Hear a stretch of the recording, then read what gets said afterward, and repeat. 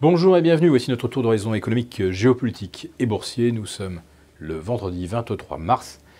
Et pour comprendre comment tourne la planète finance, et lorsqu'elle tourne autour du bureau ovale, c'est sur la bourse au quotidien et nulle part ailleurs. Et l'épisode du jour s'intitulera « La purge ». Et si ce n'était que le début? Puis on peut se demander aussi pourquoi ce début, il remonte à moins de 24 heures, alors que ça fait plus d'une semaine que l'on entend parler de projets de sanctions commerciales à l'encontre de la Chine. Ça fait une semaine que l'on s'attend à un nouveau remaniement au sein de l'équipe de M. Trump. Et on savait M. McMaster sur le départ. Ah ben ouais, ça y est, c'est fait. Il est limogé, il est viré, comme tant d'autres avant lui, et remplacé par John Bolton, qui là est une véritable vedette.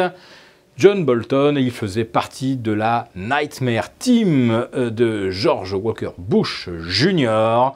Il faisait partie de ceux qui ont inventé les armes de destruction massive et engagé les États-Unis dans l'invasion de l'Irak et la déstabilisation à grande échelle du Proche-Orient. Oui, monsieur John Bolton, il faisait partie de la même équipe que Paul Wolfowitz, Richard Pearl, Ronald Rumsfeld, tous ces gens qui ont inventé le plus gigantesque fake géopolitique du XXIe siècle, à savoir les armes de destruction massive de Saddam Hussein. Monsieur John Bolton, d'ailleurs, a continué de multiplier les écrits en faveur des guerres préventives contre les ennemis de l'Amérique, et parmi ceux-ci, M. John Bolton a une véritable obsession contre l'Iran, contre Hassan Rouhani, contre les gardiens de la Révolution, les brigades Al-Quds. Alors c'est vrai que tout cela fait partie en fait des effectifs du Hezbollah qui aujourd'hui épaulent les troupes de l'armée régulière de Bachar el-Assad en Syrie. On sait également que l'Iran est très influent en Irak, passé aujourd'hui sous bannière chiite. Alors si vous asticotez un petit peu trop les Iraniens, ça risque effectivement de tourner à un conflit indirect entre Téhéran, l'Irak et l'axe Washington-Jérusalem. Tout ça, les marchés, théoriquement, ne devraient pas aimer. Parce qu'avec John Bolton, la question, c'est pas de savoir s'il y aura la guerre, mais quand il y aura la guerre.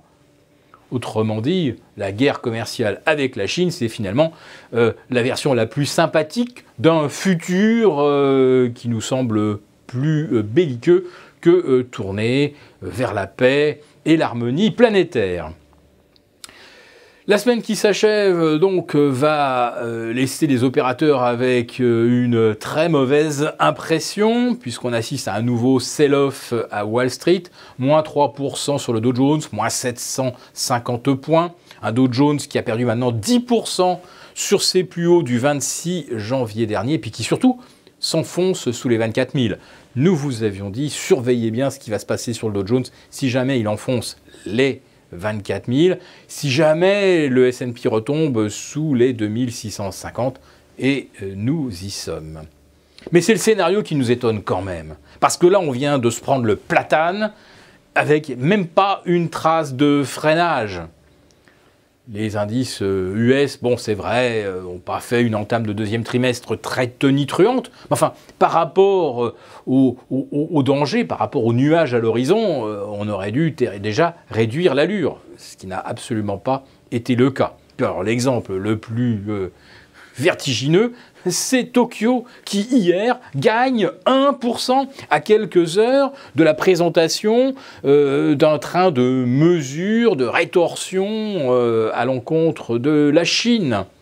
Alors, c'est pas très clair, c'est vrai, M. Trump annonce 60 milliards de sanctions, mais est-ce qu'il s'agit de 60 milliards de recettes liées à la taxation des produits chinois, ou est-ce que ce sont 60 milliards de produits chinois qui vont être taxés? Alors vous nous direz, s'ils sont taxés à 100%, on aura bien les 60 milliards de recettes.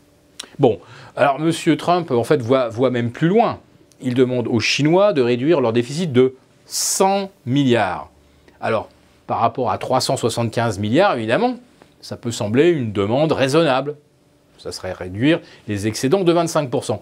Sauf que les Chinois ne font pas le même calcul. Pour eux, il y a seulement 276 milliards d'excédents chinois vers les États-Unis. Tiens, une petite différence de 100 milliards. Donc on voit vraiment que les Américains et les Chinois sont d'accord sur rien, et à commencer par la façon de comptabiliser les déficits. En tout cas, on rentre maintenant de plein pied dans un climat de guerre commerciale. Comme si mercredi, eh bien, le soleil brillait sur l'horizon des échanges commerciaux internationaux. Hallucinant, oui, on s'est vraiment pris le platane sans la moindre trace de freinage. Alors maintenant, pour reprendre le titre d'une précédente chronique, si l'on est bête et discipliné, comme le sont les algos, eh bien, si les indices cassent des supports, a priori, on est peut-être bien parti pour une purge, et une purge assez profonde. Nous vous demandions de surveiller le Dow Jones au cas où il enfoncerait les 24 000, c'est fait. Le S&P au cas où il enfoncerait les 2650, c'est fait.